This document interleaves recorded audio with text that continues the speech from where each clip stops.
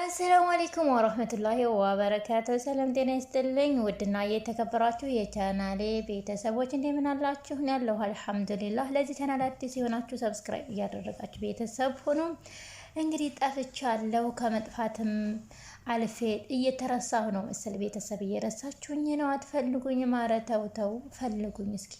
አንድ ሰው እንኳን ኮምቶልኝ ኧረ የት ነሽ ያለኝ የለም ማለት ነው። እንግዲህ እኔም እየጠፋሁ እየተረሳሁ ነው እና አይዞሽ በርቺ በሉኝ፣ አበረታቱኝ። እንዲሁም ለቤት አዲስ የሆናችሁ ፕሊዝ ሰብስክራይብ አድርጉኝ። አይከፈልበትም፣ ቅንነት ብቻ ነው የሚያስፈልገው። ዛሬ እንግዲህ በአዲስ ቪዲዮ ተመልሼላችሁ መጥቻለሁኝ። የቻልኩትን ያክል ላለመጥፋት እሞክራለሁ። እናም የእናንተ እገዛ ማበረታታት ያስፈልገኛል ማለት ነው። ውድ የሀገሬ ልጆች ዛሬ የመጣሁት ኖላዊ ክፍል 51 እንግዲህ የኖላዊ ድራማ ተከታታይ ድራማ በጣም የሚያጓጓ ነው። ሁላችንም ሰፍ ብለን እየጠበቅነው የሚገኝ አጓጊ ድራማ ነው። እናም እንግዲህ ውጤታቸውን ተቀብለዋል። ውጤታቸው የማን ሆኖ ይሆን? እስከ መጨረሻው አብራችሁኝ ሆኑ። ላይክ አይረሳ። እንግዲህ ሁሉም ቤተሰቦች ተሰብስበው ወደ ሆስፒታል ሄደዋል። ወይዘሮ ሜላትም ልጇን እርግብንና እናቷን ይዛ ሄዳለች። ሁላቸውም ተሰብስበው ውጤቱን ዶክተሩ እንግዲህ ውጤታችሁ ደርሷል ብሎ በእጃቸው ሲሰጣቸው እንደ ዶክተር ምን ችግር አለው አንተ ብትከፍተው ችግር አለው ወይ በማለት ሲጠይቁት አይ እናንተ ፈቃደኛ ከሆናችሁ ምንም ችግር የለውም አላቸው ዶክተሩ ማለት ነው። አይ ችግር የለውም አንተ ክፈተው አለች ወይዘሮ ሜላትም እና ሀና ፈቃደኛ ናት ሲል ደግሞ እሷ ምን አገባት አለች ወይዘሮ ሜላት። እናም ምን አገባትማ አትበይ፣ ምክንያቱም የዚህ ምርመራ አንዷ እሷ ናትና ያገባታል። እሷ ፈቃደኛ ካልሆነች እዚህ መክፈት አልችልም ብሎ ዶክተሩ ሁለታቸውንም ካስፈቀደ በኋላ ሀንቾም ምንም ችግር የለውም ክፈትና እናንብበው ብላ ሁሉም ሰፍ ብለው በጉጉት እየጠበቁ እንግዲህ ውጤቱ ተነበበ። ውጤቱ ሲነበብ ግን ሀቁ አልወጣም ነበረ። እውነታው ያለ ውሸቱ ተወራ። እርግብ የወይዘሮ ሜላት ልጅ እንደሆነች ተነገረ ማለት ነው። እንግዲህ በጣም ያሳዝናል።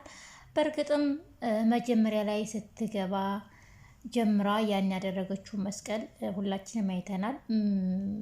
ሀና የሜላት ልጅ ናት፣ ግን ውጤቱን አቀያይረውባት ነው ማለት ነው። እንግዲህ አንቺ ውሸታም፣ አንቺ አጭበርባሪ፣ ለገንዘብ ለብር ብለሽ ነው ልጅ ነኝ ያልሽው ብላ ሜላትም ወረደችባት። ከዚህ መካከል ግን አያትየዋ ምንም አልተዋጠላትም። እኔ አልተዋጠልኝም ይሄ ነገር፣ እንዴት እንደዚህ ሊሆን ይችላል? በጭራሽ እርግብ እኮ ልጄን አትመስልም፣ በጭራሽ እንዴት እንደዚህ ሊሆን ይችላል ብላ አያትየዋ እየተከራከረች ነው። ሜላት ግን እናቴ ለምንድን ነው እንደዚህ የምትሆኝ? በቃ ከውጤቱ በበለጠ አንቺ ማስረጃ መሆን ትችያለሽ እንዴ? ለምንድን ነው የማታምኙ ብላ እናቷ ላይ ጮኸችባት። ሀንቾም እንግዲህ ወረቀቱን ተቀብላ አንብባ ስትጨርስ ፊታቸው ላይ ወሮራላቸው ወደ ውጭ ወጥታ እያለቃቀሰ ሳለ አያትየዋ ሄዳ አይዞሽ ልጄ አይዞሽ፣ በቃ አይዞሽ፣ ፈጣሪ ያለው ነው የሚሆነው። ግን እውነቱን የት እንዳለ ፈጣሪ ያውቃል። እውነቱ ሀቁ ማንጋ እንዳለ ፈጣሪ ያውቃል። በእርግጥም እርግብ የእኛ ልጅ እንዳልሆነች እኔ ውስጤ ያውቃል። እንግዲህ ሜላት የጋረዳት ነገር አለ እንዳታቅ በማለት አስጣናቻት ማለት ነው ሀኒቾን። ሀና ምርጥ ልጅ ናት፣ እርግጥ ያለች ልጅ ናት፣ ክፉ ያወጣሽ ናት።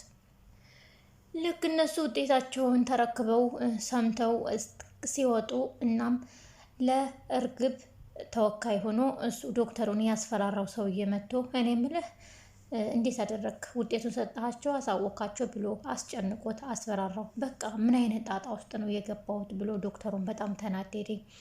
እንግዲህ ዶክተሩ በጣም አዝኗል።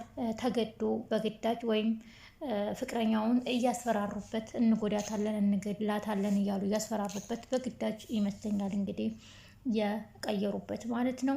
ዶክተሩን በመቀየሩ በእርግጠኝነት አዝኗል።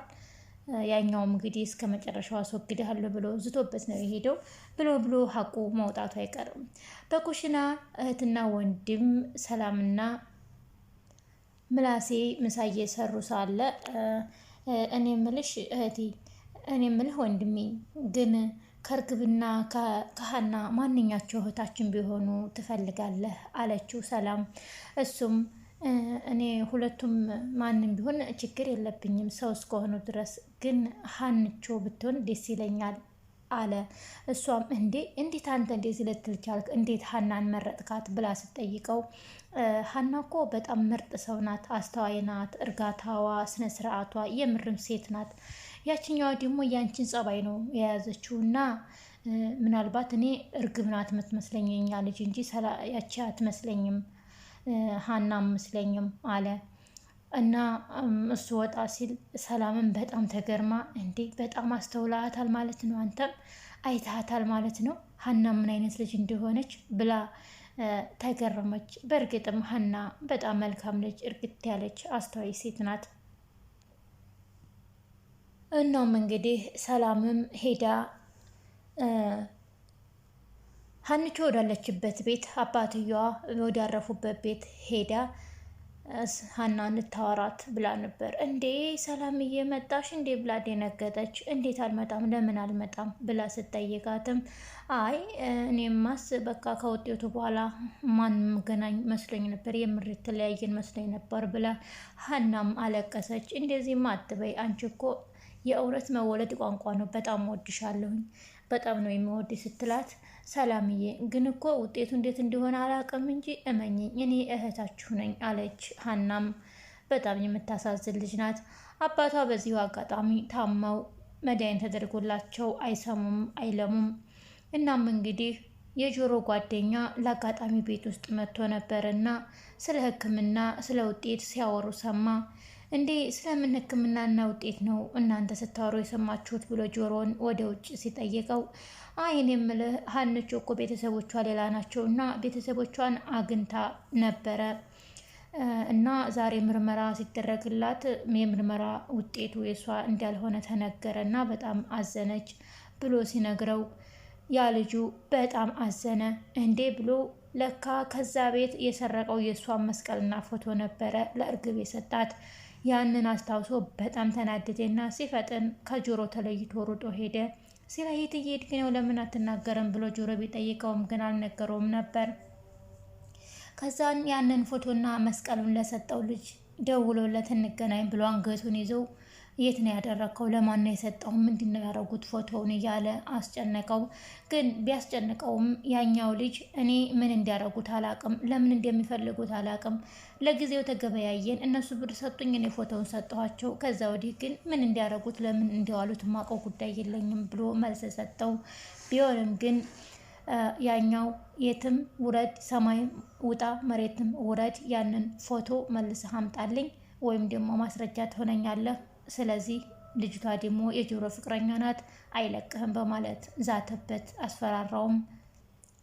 እናም እንግዲህ ውጤቱ ተቀይሯል። ድጋሜ ናሙና ይወስዱ ይሆን? በዚሁ ይቀጥሉ ይሆን? ብቻ የሚታወቅ ነገር የለም። ብቻ እውነት ትመነምናለች እንጂ አትበጠስም። የሆነ ቀን ሀቆ መውጣቱ አይቀርም ማለት ነው። አንድ ደስ ያለኝ ነገር ግን ሰላም ሁሌም በሆን ከአንቺ ጎን ነኝ፣ እወድሻለሁ፣ መወለድ ቋንቋ ነው ብላ ሀናንን ስለ አጽናናቻት በጣም ደስ ይላል። የምር ሰላም ተቀይራ የእውነት ሰው መሆኗ በጣም ደስ ይላል።